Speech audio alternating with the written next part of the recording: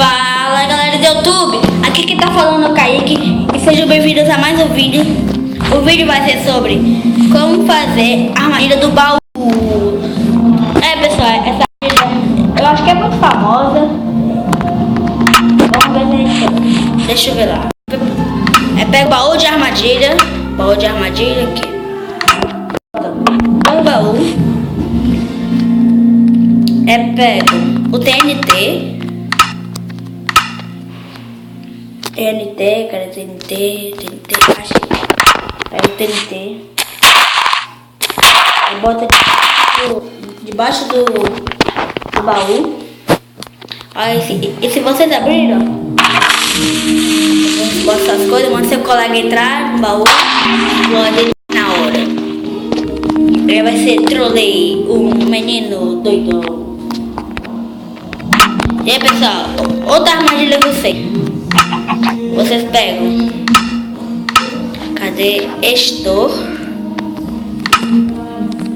Pegam flechas, pegam redstone e pego o botão de pedra. Vocês pegam vocês botam tropa de pinheiro, 1, 2, 3. 1, 2, 3. E vocês deixam. E aí vocês pegam o estômago, botam assim,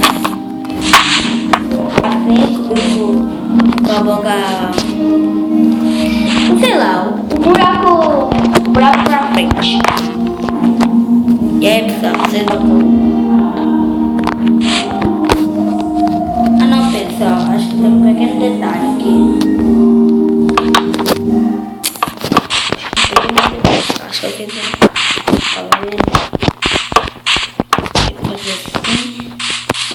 Aí pessoal, pega o redstone, um botão de pedra. Redstone, um botão de pedra. E vocês pegam as flechas e botam dentro. Ai, vai flecha. O pessoal não liga pelo som, sabe? É porque meu vizinho está escutando música. E meu vizinho é muito doido porque ele está escutando música muito alta. E é sábado, hoje é dia de se divertir. Eba! Vamos pegar a flecha. Pronto, já botou. E aí pessoal, só botou. Tirar a flecha. Pessoal, eu vou encerrar o vídeo. Eu quero que vocês tenham gostado. Eu quero que vocês se inscrevam no canal para me ajudar muito. E curte lá. Tá pessoal? E curte lá em gostei. Like favorito, hein pessoal? Like muito favorito, tá pessoal?